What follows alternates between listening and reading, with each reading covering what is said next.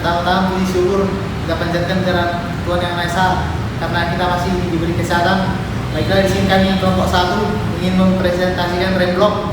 Sebelumnya perkenalkan, nama saya Bastian Parta Witapuran. Nama saya Felix Tawaran. Nama saya Agi Andika Bulungan. Baiklah, kami akan memulai presentasinya. Pertama-tama, fungsi utama rem adalah menghentikan putaran poros, mengatur putaran poros, dan juga mencegah putaran yang tidak dikehendaki. Salah satu jenis rem adalah rem blok tunggal yang dapat dibagi lagi atas rem blok tunggal dan rem blok ganda. Rem blok tunggal terdiri dari satu rem blok yang ditekan terhadap dorong rem seperti yang terlihat pada gambar ini. Jika gaya tekan blok terhadap drum adalah Q, koefisien gesek adalah mu, dan gaya gesek yang ditimbulkan pada rem adalah F, maka F sama dengan mu dikali Q. Momen T yang diserap oleh drum adalah T sama dengan F dikali D per 2. Dari gambar di samping, jika panjang tuas rem adalah L1, jarak aksial tuas gas kerja Q adalah L2, dan gaya yang diberikan kepada tuas adalah F, dan jika garis kerja gaya F melalui aksial tuas, maka keseimbangan momen didapat Q dikali L2 dikurang FL1 sama dengan 0, F sama dengan Q dikali L2 per L1 sama dengan FL2 per mu dikali L1. Selanjutnya, dalam hal angsel digeser mendekati sumbu poros sejauh C seperti pada gambar di samping, maka untuk putaran secara jarum jam persamaan keseimbangan momen sebagai berikut: Q dikali L2 dikurang FL1 ditambah FC sama dengan 0, F sama dengan F per mu dikali L2 ditambah FC per L1 sama dengan F dikali L2 ditambah mu dikali C per mu dikali L1. Untuk putaran berlawanan arah jarum jam, F sama dengan F dikali L2 dikurang mu dikali C per mu dikali L1. Selanjutnya, jika angsel tuas terletak menjauhi garis kerja gaya F, maka persamaan menjadi berbeda. Dalam hal angsel digeser menjauhi sumbu poros sejauh C seperti pada gambar di samping, maka untuk putaran secara jarum jam persamaannya sebagai berikut: F sama dengan F dikali L2 dikurang mu dikali C per mu dikali L1. Untuk putaran berlawanan arah jarum jam, F sama dengan F dikali L2 ditambah mu dikali C per mu dikali L1. Baiklah, selanjutnya akan disampaikan dari Sutawara. Selanjutnya, dari hasil-hasil persamaan dapat disimpulkan bahwa untuk mendapatkan gaya pengereman yang sama berdasarkan gaya F berbeda-beda tergantung pada desain dan arah putaran. Dalam perencanaan rem, persyaratan terpenting yang harus dipenuhi adalah besarnya momen pengereman yang harus sesuai dengan yang diperlukan. Di samping itu, besarnya energi yang diubah menjadi panas harus pula diperhatikan, terutama dalam hal hubungan dengan bahan yang akan dipakai. Pemanasan yang berlebihan bukan hanya akan merusak bahan lapisan rem, tetapi juga akan menurunkan koefisien gesekannya. Kekurangan rem blok tunggal. Yang pertama, gaya bekerja dalam satu arah saja pada drum, akibatnya timbul momen lentur pada poros.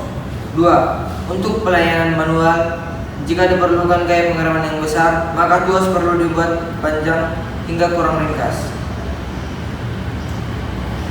Jika gaya tekan rem, persatuan luas adalah P dan kecepatan keliling drum rem adalah V, maka kerja gesekan persatuan luas permukaan gesek persatuan waktu dapat dinyatakan dengan nu P dikali V.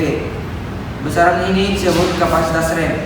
Bila suatu rem terus-menerus bekerja, jumlah panas yang timbul pada setiap 1 mm kuadrat permukaan gesek tiap detik adalah sebanding dengan besarnya nu P dikali V.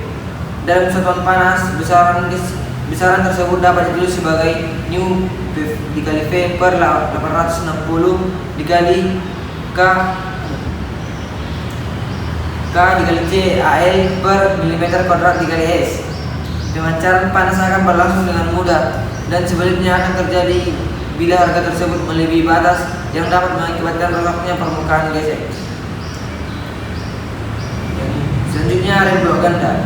Rem blok ganda memakai dua blok rem yang menekan drum dari dua arah yang berlawanan, baik dari daerah dalam maupun dari daerah luar. Rem dengan blok yang menekan dari luar dipergunakan untuk mesin-mesin industri dan kereta rel yang pada umumnya digerakkan secara pneumatik, sedangkan yang menekan dari dalam dipakai pada kendaraan jalan raya yang digerakkan secara hidrolik. Selanjutnya akan disampaikan teman saya. Baik, dan selanjutnya F sama dengan F, Q sama dengan Q1, D sama dengan F kali X, D per 2 tambah F aksen X, D per 2 sama dengan FD, atau T sama dengan mu kali Q dikali D per 2 tambah mu Q aksen D dikali D per 2 sama dengan mu kali Q kali D.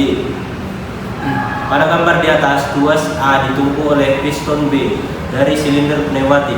Jika udara tekan di ruang B dibuang ke atmosfer, A akan jatuh karena pemberat F.